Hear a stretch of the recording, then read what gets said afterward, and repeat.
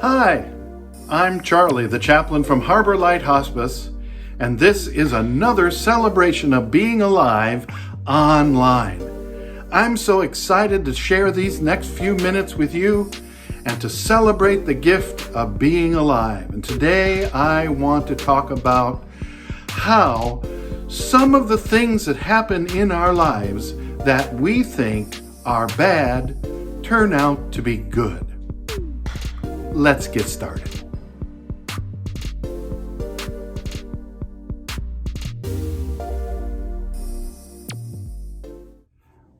When I grew up, I was a big fan of the country and western variety show called Hee Haw. Hee Haw used to come on Saturday nights, starring Roy Clark and Buck Owens. It had wonderful music, and I still love bluegrass music today.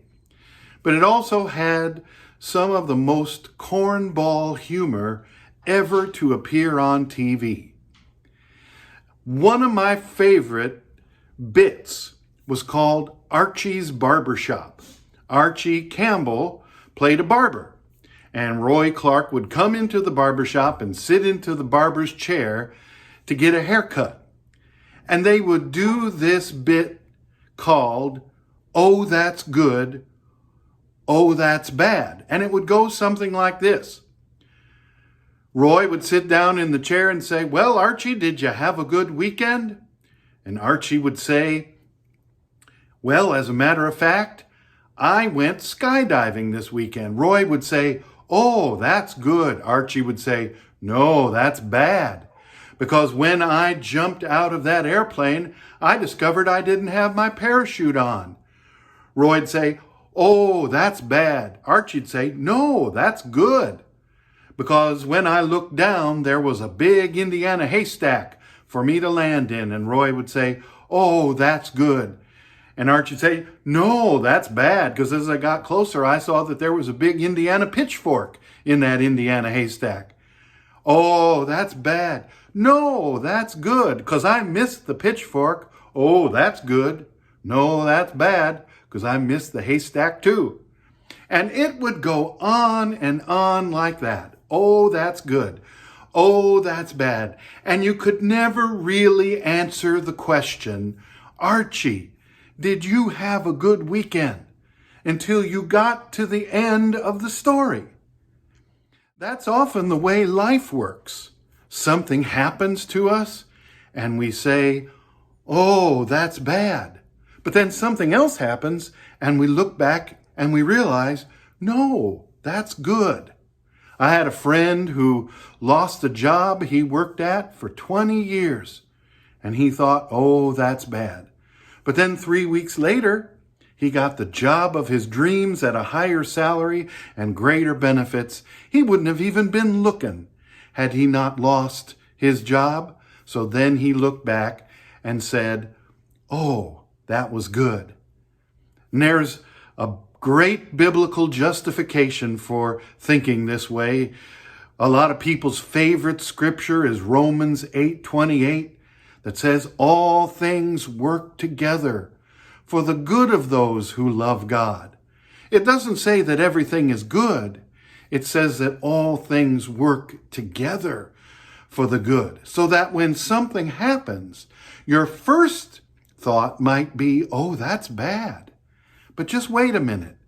You might decide later that, "Oh, that was good." And that's how we find reason to celebrate the goodness of life. There was a couple in one of the churches I served in Michigan. His name was Jason, and her name was Rhonda. They had one child whose name was Jonda, because if you put Jason and Rhonda together, you get Jonda. Jonda was a teenager, a high school student, when I became pastor of that church. Jonda was a good student and a good athlete. Jonda was actually very tall, well over 6 feet in her junior year in high school, and she played volleyball.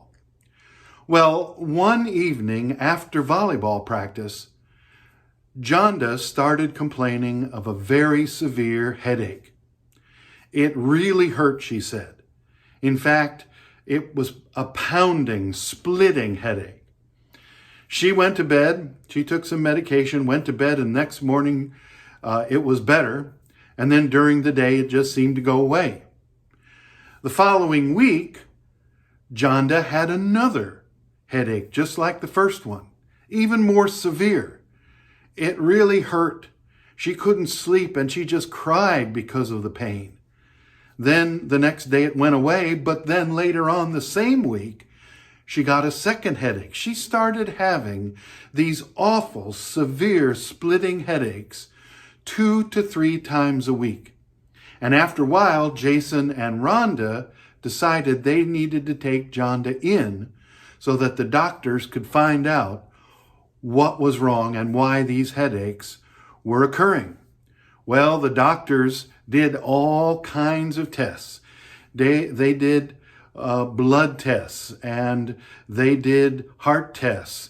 I remember one Sunday, Jonda came in wearing a harness with little leads that were connected to her body. They were doing a week-long heart study. Jonda had every test that they could give her. But every time they did a test, it came back normal. Doctors were perplexed. They didn't know what was going on. Jonda had an MRI and a CAT scan and all kinds of tests. Every time she had a new test, it showed perfectly normal results. And Jonda did not understand why she was still having these horrible headaches 2 to 3 times a week. Finally, after a couple months, the doctor said, well, we have one more test we can do. And if this test doesn't show anything, then all we can do is refer Jonda to a psychiatrist. And that made Jonda very upset. She was crying and she said, they think I'm doing this to myself. She said, I'm not. These headaches are real. They really, really hurt. Well, Jonda had that test on a Monday morning, and then on Wednesday, Jason and Rhonda got a call, and those tests came back perfectly normal. Well, the interesting thing about that is that after that final test, Jonda's headaches decreased in severity, and after a few days, she just stopped having them. They didn't know why, but I remember Jonda getting up in church during praise time and saying that she thanked God that she hadn't had a headache all week. And she didn't know why her headache stopped. They didn't know what caused them, but she was glad that they were gone, and she wanted us to pray that she wouldn't have another headache. Now, that would be enough of a miracle for a lot of people. A lot of folks would say, oh, that's great. What a miracle. God made her headaches go away. But that wasn't the real miracle for Jonda. A few weeks after that, Jason and Rhonda got a call from a doctor they had never heard of. Somebody with a long name they couldn't pronounce, who was a doctor of some specialty that they had never heard of before. And he told Jason and Rhonda that he had been going over the results of Jonda's last test, and he found a marker, something he was concerned of, and he wanted her to come in and have one more test. So Jonda went in and had that final test at the request of this new doctor, and it turned out that Jonda had a cardiac condition unique to tall people. And it's so rare and so difficult to find that they hardly ever can diagnose it. Sometimes people who have this disorder die when they're very young as in their 20s or 30s. But if it's found, there's medication that person can take, and then that person can live a normal life. Jason and Rhonda told me that they asked the doctor if this condition was the cause of jaundice headaches, and the doctor said no. But she had that test that showed a normal result for her headaches, but an unusual result for her heart. Now, you can think whatever you want to about this. You can say, oh, that was lucky. Jonda was so fortunate to take that last test. But let me tell you what Jonda said. The following Sunday, she stood up and she was tearful and she was grateful. And she said, I thank God that I had those headaches because they led me to have that test that revealed this condition and allowed a doctor to give me the medication to save my life. I thank God I had headaches. Because you see, when you walk with God, even a headache can be a gift. Now, if someone you loved started having debilitating, awful, splitting headaches, you would say, oh, that's bad. But in Jonda's case, it turned out to be very, very good. And that's what happens many times to us.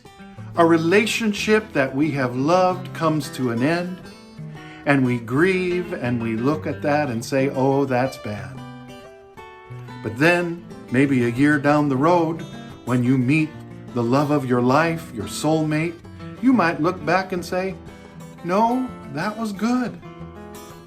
It happens all the time. In fact, someday we will be through all this coronavirus we're going through. It's an awful time. We're all shut in. A lot of people are getting sick and a lot of people are dying. But a lot of people are also saying, you know, this can bring out the best in us. Through this experience, we can be better, a better people than we were before. So we may look back on this time and say, oh, that was bad. But maybe someday we'll look back and say, no, it was good, because it made us a better people. And if someone you love passes away from coronavirus or anything else that afflicts us as human beings, you might say, oh, that's bad. But in reality, you should say, oh, that's good, because your loved one is in heaven, more alive than we are right now. And someday we will join them there. And that's very, very good. This is Charlie, the chaplain from Harbor Light Hospice. God bless you. Stay well. Rejoice. Remember, things that are bad sometimes turn out good. I'll see you next time.